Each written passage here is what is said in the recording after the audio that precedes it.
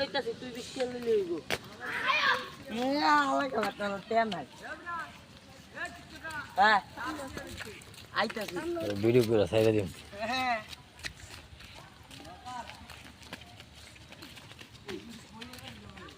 যা সবার মাঝে হবে যাও না।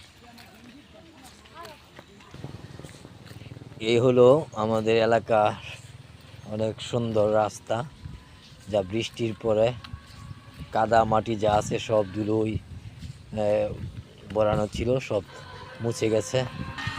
আপনারা দেখতে পাচ্ছেন অনেক সুন্দর রাস্তা।